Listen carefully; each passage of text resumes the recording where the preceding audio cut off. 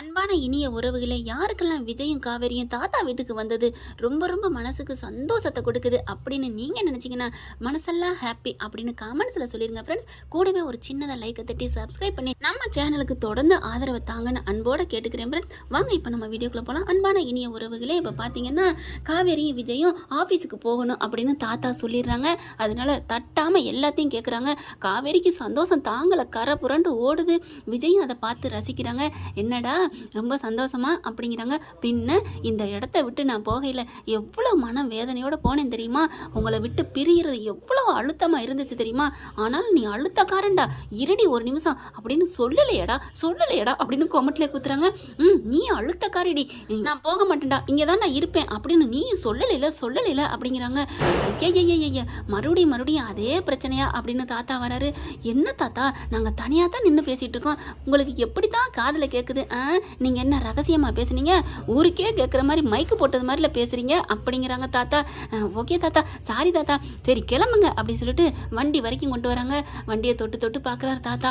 எவ்வளோ நாளாச்சு தெரியுமா என் பேராண்டி இந்த காரை தொட்டு? தாத்தா ஏன் தாத்தா போய் பேசுகிறீங்க அப்படின்னு காவேரி சொல்ல, என்னடா செல்லம் ஏன் அப்படின்னு கேட்க, என்ன தாத்தா 2 நாளைக்கு முன்னாடி வந்து தானே பாட்டியை கூட்டிகிட்டு போனார், அப்போ யார் கூட்டி போனதா? என் புருஷன் தானே கூட்டி போனார் அப்படிங்கிறாங்க. டே என்னம்மா நீ புரிஞ்சுட்டு பேசுகிற? நான் சொன்னது பழைய மாதிரி அப்படியே என் பேரனும் பேத்தியும் வண்டியில் ஒன்றா போகிறது இப்போ தானம்மா அப்படின்னு தாத்தா சொன்னோன்னே, சூப்பர் தாத்தா, கரெக்டாக சொன்னீங்க, கை கொடுங்க அப்படின்னு சொல்லி கட்டி பிடிக்கிறாரு. காவேரி அப்படி பார்க்குறாங்க. என்னம்மா பார்க்குற? தாத்தாவும் பேரனும் ஒன்று சேர்ந்துட்டீங்க, ஒன்று சேர்த்த இந்த காவேரியை கழட்டி விட்டுட்டீங்க அப்படி தானே? டே வாமா, உன்னை யார் கழட்டி விட்டது அப்படின்னு சொல்லி 3 பேரும் முக்கணியாக அழகாக கட்டிக்கிறாங்க. அப்படியே பார்த்தா பாட்டியும் வர்றாங்க. நீ வா அப்படின்னு சொல்லிட்டு 4 பேருமே கட்டி பிடிச்சிக்கிறாங்க. எனக்கு ரொம்ப சந்தோஷமா இருக்கு. இப்பவே நான் அப்படிங்கிற அதெல்லாம் பேசக்கூடாது, நீங்க நல்லா இருக்கணும் ஒரு காத்தா, உங்க பேரனே இங்க கூட்டு வந்திருக்கேன், என்ன பாட்டி அப்படிங்கிறாங்க. அதுக்கப்புறம் சரின்னு சொல்லிட்டு கிளம்புறாங்க. ஆஃபீஸுக்கும் போயிடுறாங்க. ஆஃபீஸில் பார்த்தீங்கன்னா அவ்வளோ ஒரு வரவேற்பு நடக்குதுங்க. அவ்வளோ ஒரு சந்தோஷமா எல்லாருமே உற்சாகமாக வரவேற்கிறாங்க. நீங்கள் வந்து ரொம்ப சந்தோஷம் அப்படிங்கிறாங்க. ஏன் உங்கள் முகத்தில் எல்லார்ட்டையும் வார்த்தையில் இருக்குது சந்தோஷம், ஆனால் முகத்தில் இல்லையே, என்ன விஷயம் அப்படின்னு கேட்குறாங்க. அடுத்து வந்து அது வந்து அப்படின்னு பின்னி பேச, எங்க ஐயப்பன் எங்க அப்படிங்கிறாங்க. இல்லை சம்பளம் போடுறதுக்காண்டி பேங்குக்கு போயிருக்காங்க, ஆனால் அவங்க வந்து இன்னும் வரலை, என்னன்னே தெரியலையே அப்படிங்கிறாங்க. இப்போ ஏற்கனவே ஒரு போலீஸ் வந்துட்டு போயிட்டாங்க. என்னது போலீஸ் வந்துட்டு போயிட்டாங்களா?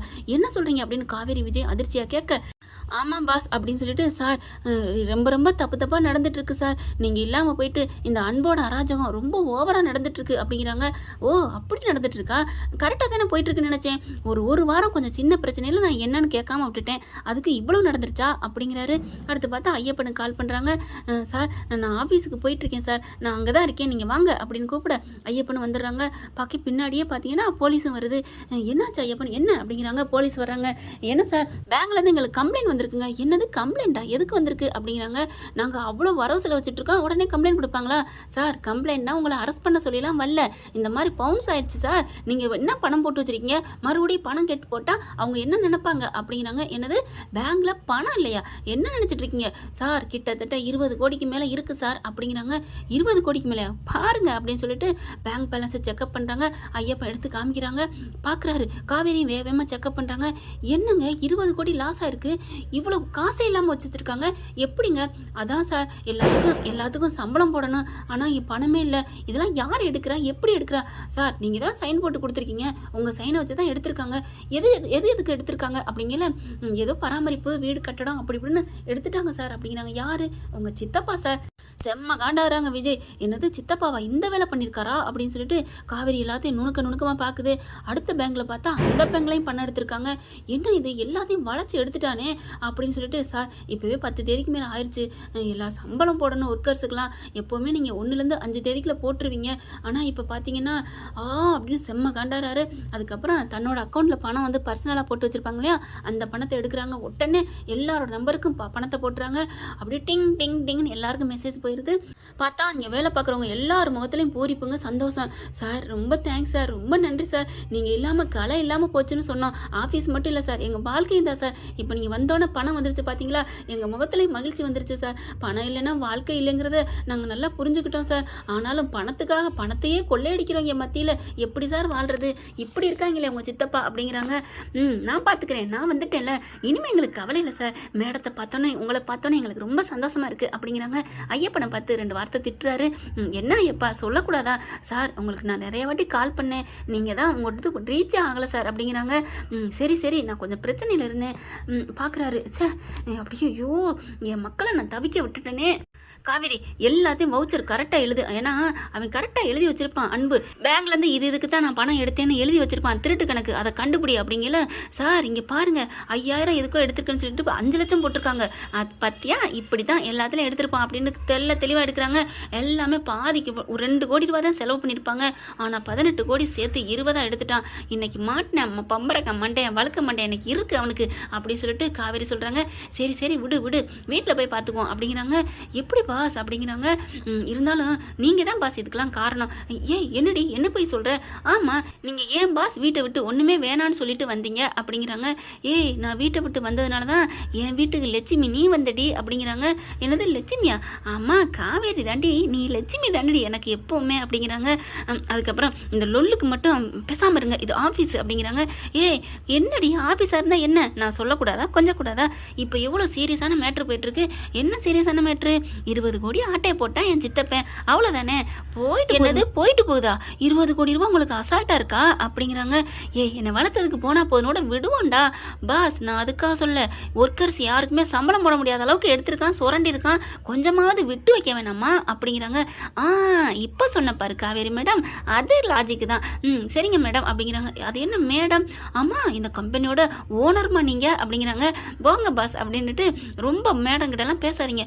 ஏன் நீங்கள் மட்டும் என்ன சார் பாஸ் அப்படின்னு சொல்லலாமா? அது நீங்கள் வந்து இந்த கம்பெனிக்கு நான் மட்டும் ஓனரு, நீனு தாண்டி ஓனரு கிறுக்கி அப்படிங்கிறாங்க. பாஸ் எந்த ஊரில் பாஸ் ஓனரை கிறுக்கின்னு சொல்லியிருக்காங்க அப்படின்னு சொன்னோன்னே நாக்கு கடிச்சுக்கிறாரு. ஐயோ நம்ம பொண்டாட்டியை கிறுக்கி சொல்லிட்டோமோ, கரெக்டாக பாயிண்ட்டை பிடிச்சிட்டாலே ஆர்வக்கோளாறு அப்படின்ட்டு. சாரிங்க மேடம், பொண்டாட்டி ஓனருங்கிறதுனால நான் கொஞ்சம் கிறுக்கின்னு சொல்லிட்டேன் மேடம், இனிமேல் கிறுக்கிங்கிறத நான் கட் பண்ணிக்கிறேன் மேடம் அப்படின்னு விஜய் சொன்னோன்னே, நோ நோ நோ சார், இந்த பொண்டாட்டி மேடத்துக்கு கிறுக்கின்னு சொல்கிறது ரொம்ப பிடிக்கும் சார் அப்படிங்கிறாங்க. அப்படிங்களா? அப்புறம் ஏன் அந்த கிறுக்கி மேடம் சொன்னதுக்கு கிறுக்கி மேடம் ரொம்ப கோச்சிக்கிட்டாங்க அப்படின்னு சொன்னோன்னே, சார் நான் ஒரு வாட்டி கிறுக்கி மேடம் பிடிக்குன்னு தான் சார் சொன்னேன், அதுக்காண்டி நீங்கள் 7 வாட்டி சொல்லக்கூடாது சார் அப்படிங்கிறாங்க. 7 வாட்டி என்ன சொன்னேன் மேடம்? கிறுக்கின்னு தான். என்ன நீங்கள் எப்படிலாம் அப்படிங்கிறாங்க. கிறுக்கின்னு நீ தானே மேடம் இப்போ கிறுக்கின்னு சொல்லிட்டீங்க. ஐயோ அப்பா போதும் விடுங்க அப்படிங்கிறாங்க. அடுத்து பார்த்தீங்கன்னா சரி இப்போ அடுத்து என்ன பண்ணலாம் அப்படிங்கிறாங்க. ஹலோ என்ன ரொமான்ஸ் பண்ண வந்து உட்காந்துருக்கீங்க, தள்ளுடா அப்படிங்கிறாங்க. என்னடி புருஷன் பக்கத்தில் வந்து உட்காரேன் தள்ளுடான்னு சொல்கிற? ஆமாம் இது ஆஃபீஸு, யார் வேணாலும் ஃபைல் எடுத்துகிட்டு உள்ளே வருவாங்க அப்படிங்கிறாங்களா. உள்ளே யாரும் வரமாட்டாங்க, வெளியில் சுவிட்ச் இருக்குது, அதை டிங் அப்படின்னு அமுக்கிட்டு எஸ் அப்படின்னு சொன்னால் தான் உள்ளே வருவாங்க. அப்படியா நிஜமாவா அப்படிங்கல. பார்த்தீங்கன்னா ஐயப்பன் உள்ளர வந்துடுறாரா. அவங்க பார்த்தா டக்குன்னு அப்படியே ஒரு மாதிரி இவங்க ஒட்டிக்கிட்டு உட்காந்துட்டு இருக்காங்களா. கதவை திறந்தா டக்குன்னு அப்படியே விளையிட்டு ஐயோ அப்படின்னு சொன்னோன்னே, சாரி விஜய் சார் அப்படின்னு போகிறாங்க. இல்லை ஒன்றும் இல்லை பரவாயில்ல வாங்க ஐயப்பன் அப்படின்னு கூப்பிட, போதுமா பல்ப் வாங்கிட்டீங்களா, ஆள் தட்டாமலே வந்துருச்சா அப்படின்னு கேட்க, என்ன ஐயப்பா நீங்கள் தானே ஐடியா வச்சிங்க, என்ன சார் காலிங் பெல் வச்சு டிங் அப்படின்னு சவுண்டு கேட்டால் நீங்கள் வாங்க அப்படின்னு சொன்னால் நாங்கள் வருவோம்னு அப்படின்னு சொல்லிட்டு நீங்களே ரூல்ஸை மாற்றலாமா ஐயப்பன் அப்படின்னு விஜய் சொல்ல, இல்லை சார் அது ரூல்ஸ் தான், நான் சொன்னது தான், ஆனால் அது வச்சதுலேருந்து நீங்கள் யாருமே வரலையா, நாங்கள் எதுக்குமே கிளிங் அப்படின்னு கொடுக்காமலே உள்ளுக்க வந்துட்டு போயிட்டு இருந்துட்டோமா, அதனால வழக்கு தோசைக்கு வந்துட்டேன், நீங்கள் இருங்க இனிமேல் எப்பவும் போல் நான் ரூல்ஸை ஃபாலோ பண்ணுறேன் அப்படின்னு சொல்லிட்டு டக்குன்னு வெளியில் போயிடுறாரு. போயிட்டு டிங் அப்படின்னு ஆன் பண்ணுறாங்க. அங்கே கிளிக்னு அப்படி சவுண்டு கேட்குது. வாங்க அப்படின்னு கூப்பிட்றாரு விஜய். அதுக்கப்புறம் உள்ளார வராங்க. பார்த்தோன்னே இருங்க ஐயப்பன் உள்ளுக்குள்ள இது யார் ரூம்பு? மேடம் உங்கள் ரூமு தான். அப்போ யார் உங்களை வாங்கன்னு கூப்பிட்டது அப்படின்னு சொன்னதையோட டக்குன்னு வெளியில் போகிறாங்க. ஐயப்பன் சும்மா சொன்னேன் வாங்க அப்படின்னு காவேரி சொல்கிறாங்க. சும்மா விளையாடக்கூடாதா நான் அப்படின்னு காவேரி சொல்ல, இல்லை மேடம் நீங்கள் கோச்சிட்டிலோன்னு பயந்துட்டேன். என்ன நீங்கள், நான் எப்பவும் போல் இந்த ஸ்டாப்பு காவேரி தான், உங்களோட மக்கள் தான், நான் ஒருத்தி தான். பணம் காசு இந்த பதவி இதெல்லாம் வந்துட்டதுனால நான் ஒன்றும் தலையில் 2 கொம்பு முளைச்சவனா இல்லை. நீங்கள் சாதாரணமாக மேடம் அப்படின்னு கூப்பிட்டா மட்டும் போதும், பயம்லாம் வேண்டாம், அன்பு மட்டும் வச்சுக்கிட்டா போதுன்னே அப்படிங்கிறாங்க. இப்படி பேசி தாண்டி கவுக்குற எல்லாத்தையும் அப்படின்னு மனசில் நினைக்கிறாங்க. என்ன எல்லாத்தையும் கவுக்குறேன்னு நினைக்கிறேன்னு தான் நீங்கள் நினைக்கிறீங்க அப்படின்னு சொன்ன கையோட எப்படி வரேன் வா வேற லெவல் காவேரி அப்படியே எல்லாத்தையும் அப்படின்னு உதட்ட கடிக்க போகிறாங்க. ஹலோ என்ன சூ அப்படின்னு நெத்தியில் கையை வைக்கிறாங்க.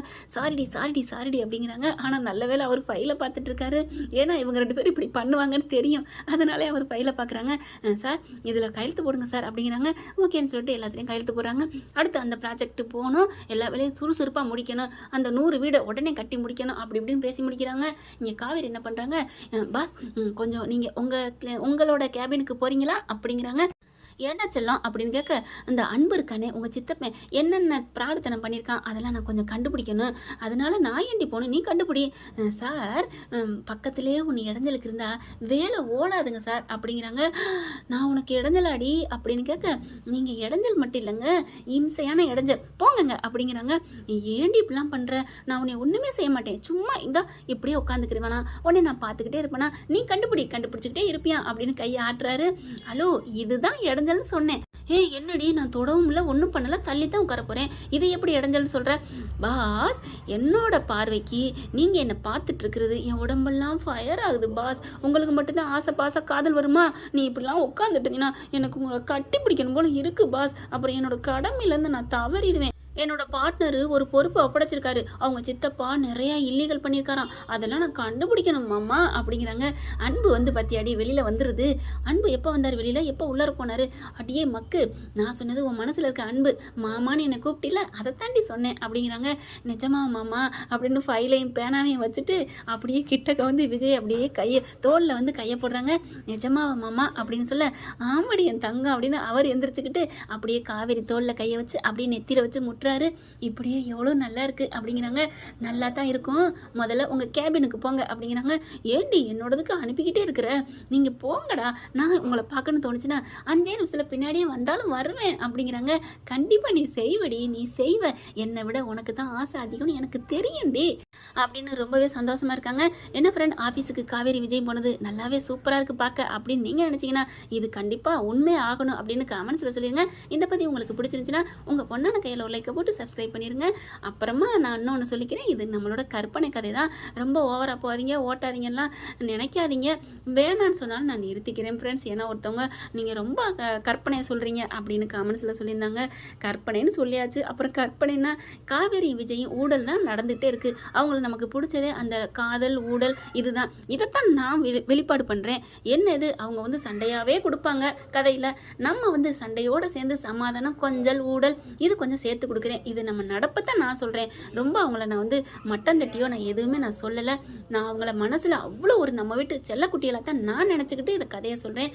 தப்பாக இருந்தால் நீங்கள் மன்னிச்சுக்கோங்க. Okay friends, thank you.